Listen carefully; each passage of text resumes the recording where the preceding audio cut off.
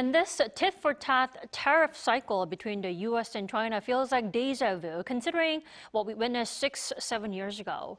Is there any room for negotiation so that the trade war doesn't become a repeat of the past? For more, we turn to Professor Yang Hee-dong this morning. Welcome back, Professor Yang. Hello, good morning. So agricultural machinery, pickup trucks, and also some large cars. Why is China targeting and hitting back with these select items? Well, if we consider the total amount of export from the United States to China, that amounts to over $340 billion. I mean, this tit-for-tat tariff, the threat against the United States is just confined to about $13.9 billion. That takes about only less than 5% of the overall export from the United States to China. But the very interesting here is those earnings are confined to two major items. The first one is agricultural pickup trucks, and also the functional vehicles. And another one is coals and LNG. But the phenomenon here is the agricultural pickup trucks are will make magnificent impacts on the agriculture area that are very strong supporters for Donald Trump.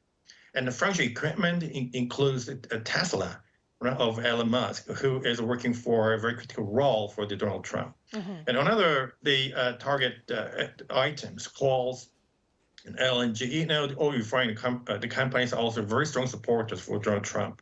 So I can say that this tit-for-tat, warning against the United States is still very confined to the warning level, because it takes up only less than 5% of our export from the United States to China. So it gives some, consideration time gap to the Trump government to reconsider about their decision to charge heavy tariffs on Chinese imports. Well, Professor Yang, but the thing is, China's tariffs on the U.S. are due to begin next Monday.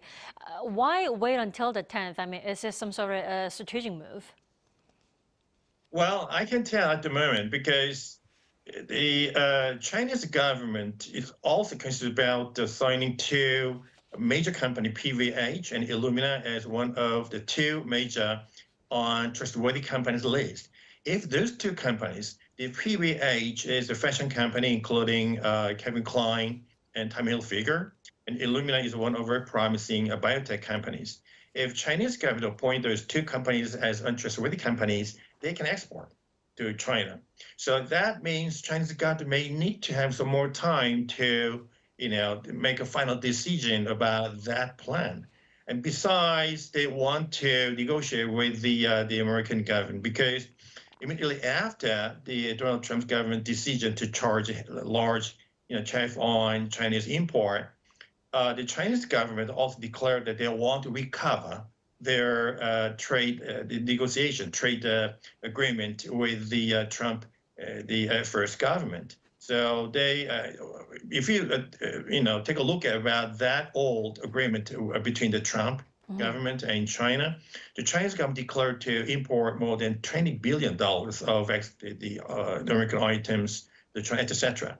So Chinese government wants to recover that item. So Chinese government is taking both a very aggressive and also very collaborative, the strategic options. So they need to have some more times to, calculate the trade-off, the balance between the aggressive threats and also very cooperative plans.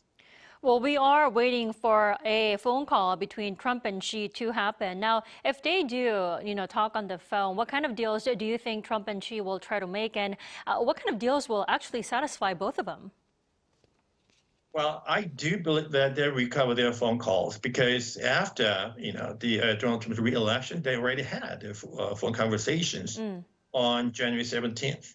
And also, Trump invited Xi Jinping to his inauguration ceremony, even though Xi dispatched about his diplomatic, the envoy.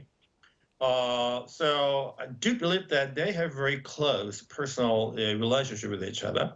Well, if they recover their phone calls, even though Donald Trump declined that he will recover the phone calls with Xi Jinping even yesterday, But if they recover their phone calls, I do believe that they first we talk about how they can renegotiate about this the tariff issue. Well, there are the tariff exceptional articles in the world of trade.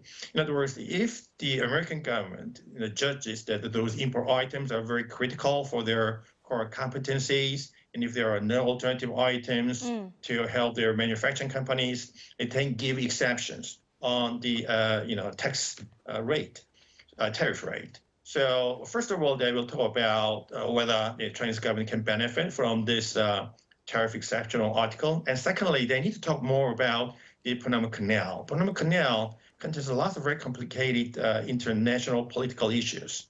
So those are two major agendas they need to negotiate. I do believe that they will come up with a very, very solid agreement because there's a rumor that Xi Jinping is also intimidated by the very aggressive the political, the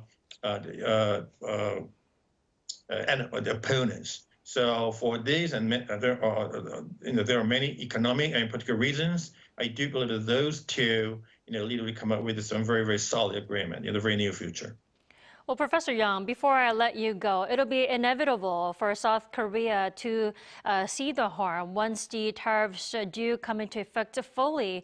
What is there for us to do? I mean, is this where a large conglomerate step in and make deals with the U.S.? Well, many people have a very serious concerns about the Donald Trump's government decision for the increase the tariff.